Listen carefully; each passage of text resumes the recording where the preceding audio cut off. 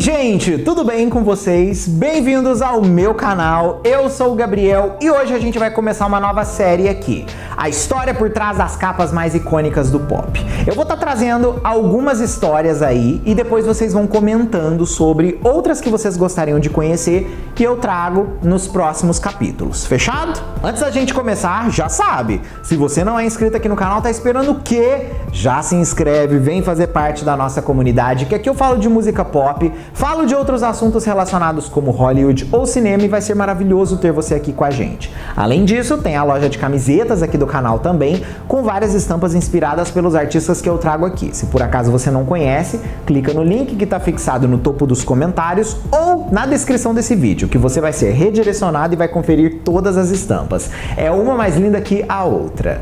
Pois é, gente, as capas dos álbuns da música pop sempre são muito comentadas nas redes sociais e frequentemente são referenciadas pela críticas como momentos altos ou momentos baixos na carreira dos artistas. Eu acho interessante a gente conhecer um pouco da história por trás, porque valoriza muito essa arte que muitas vezes a gente só consome o áudio e a gente esquece de certas partes do visual que também está atrelada a isso. Sendo assim, vamos começar com a capa icônica do álbum Ray of Light da Madonna de 1998. A capa do álbum Ray of Light apresenta um close do rosto de Madonna que mostra seus impressionantes olhos azuis e é frequentemente elogiada pela sua simplicidade e também maneira como reflete o som futurista daquele determinado disco. O Ray of Light é considerado o álbum espiritual da Madonna e aquela capa tem uma determinada leveza que também transmite essa energia de estar mais leve espiritualmente falando. O Mario é conhecido pelo seu trabalho com celebridades de alto nível, assim como também marcas. Ele já capturou a Madonna em outros momentos da carreira, mas no ensaio do Ray of Light, ele quis ser o mais sensível possível. As fotos desse álbum foram feitas de madrugada, assim também como no entardecer, o que deu uma identidade visual distinta para essa era. Uma outra capa icônica também é a do álbum Lemonade da Beyoncé, que na verdade é um pedaço de um dos videoclipes ali da parte filmográfica do álbum Lemonade. A capa desse álbum retrata Beyoncé com um casaco de pele e trancinhas. É uma marca muito simbólica. Esse álbum, assim como imagem, tem sido amplamente discutido e apreciado pelo seu significado tanto artístico quanto cultural. A escolha do estilo de Beyoncé nessa capa é vista como uma homenagem à sua herança africana e afro-americana. Esse álbum, assim como capa, é uma celebração da cultura negra e uma declaração completa de orgulho. O empoderamento feminino, assim como também resiliência, são pontos que nós percebemos também naquela capa, por mais simples que ela pareça ser. Na verdade, isso daí fica mais em ênfase quando a gente assiste o videoclipe de Don't Hurt Yourself, que é o clipe que tem a capa do disco atrelada, ou melhor dizendo, as imagens que foram utilizadas para a capa do disco atrelada. A seguir, Britney Spears e o Baby One More Time em 1999. A capa desse álbum de estreia da Britney apresenta ela com uma roupa de colegial que de certa forma se tornou uma das imagens mais icônicas da cultura pop do final dos anos 90. A capa do álbum de Britney foi fotografada pelo Mark Baptist. Ele quis transparecer na capa do Baby One More Time toda a leveza de uma jovem adolescente. Ele coloca a Britney em posições que são meio desconfortáveis, mas ao mesmo tempo que são clássicas e que transmitem uma energia muito assim, leve do que aquele trabalho no final das contas tem. A seguir, outro álbum culturalmente super foda, The Velvet Rope da Janet Jackson.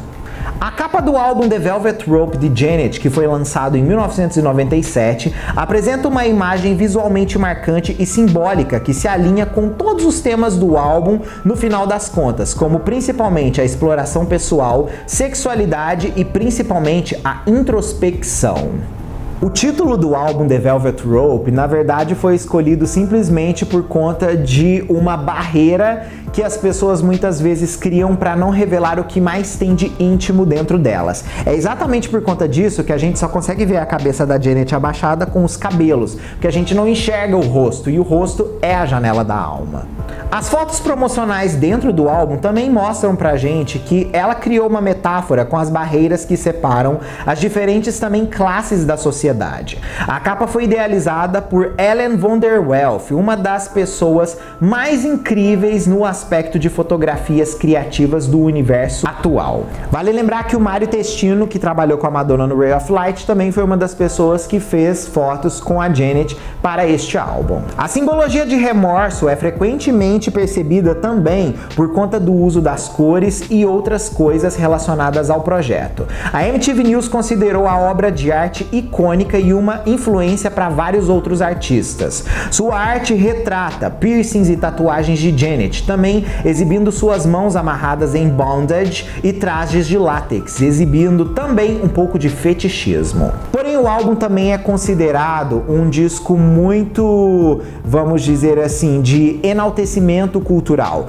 porque um dos símbolos que ela utiliza dentro ali do encarte do álbum, que também está presente na capa do álbum, é um dos símbolos da luta negra. A seguir, Lady Gaga e aquela capa louca do álbum Born This Way de 2011. A fusão do rosto de Gaga com uma motocicleta cria uma aparência ciborgue, sugerindo uma fusão de aspectos humanos e mecânicos. Essa imagem representa a exploração da identidade de Gaga e a ideia é que todos nascemos com qualidades únicas, sejam elas tradicionalmente humanas ou não. A capa do álbum também é vista como um desafio a padrões de beleza, porque a gente sabe, mulheres na indústria tendem a ter uma determinada imagem trabalhada dentro das suas capas de álbum. Elas sempre estão muito bonitas e muito perfeitas. A Gaga quis quebrar esse tipo de situação e criar na gente um desconforto que fizesse com que a gente discutisse mais sobre aquilo. E fez super sentido. E hoje em dia, quando a gente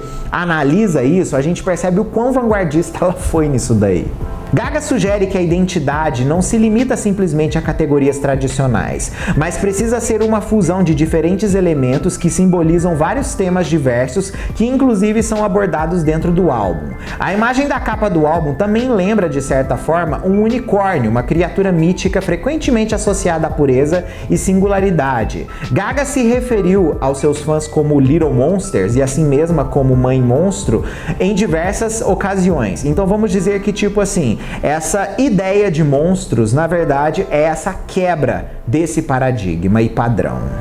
O responsável por essa capa icônica foi o Nick Knight, um outro fotógrafo incrível, não somente para Gaga, mas como para outros artistas que já entregou demais aí também. A seguir, Dua Lipa e a capa do Future Nostalgia de 2020, uma capa que marcou a nossa pandemia. A capa desse álbum apresenta um conceito vibrante e com uma inspiração retrô que reflete a fusão do álbum com os estilos musicais de futuro e passado. A capa rapidamente se tornou uma imagem icônica associada a Dua Lipa e também à cultura pop.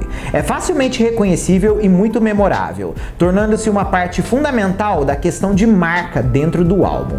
O tema visual da capa foi realizado em vários aspectos da promoção do disco, incluindo videoclipes, apresentações ao vivo e principalmente mercadorias. Essa consistência ajudou a criar uma experiência coesa e que envolve os fãs bem profundamente. A natureza marcante e memorável daquela capa contribuiu para o aumento da visibilidade e o reconhecimento da Dua Lipa na indústria musical. Ajudou a solidificar o seu status como uma estrela pop de visão artística distinta. Hugo Conte, que foi uma das pessoas responsáveis pela capa do Future Nostalgia, comentou que cuidou muito bem da direção criativa para conseguir fazer com que a campanha do álbum tivesse uma identidade única para a época que ele estava sendo feito.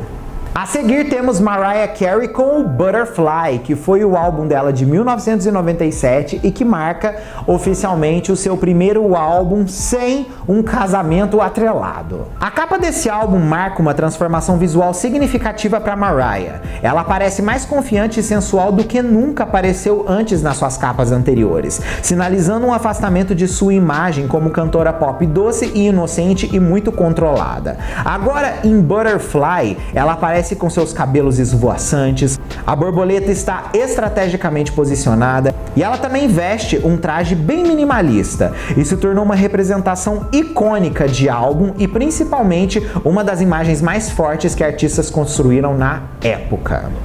O efeito da capa do Butterfly foi tão grande que até hoje as pessoas referenciam essa capa a Mariah, tanto que ela já chegou a fazer um outro ensaio fotográfico inspirado pela própria capa do álbum, refazendo a capa do álbum. Ao longo dos anos, a era Butterfly permaneceu como um período querido e icônico na carreira da Mariah. A capa continua a ser celebrada pelos fãs e referenciada por vários artistas que amam Mariah. A capa, no caso, é uma obra de Michael Thompson.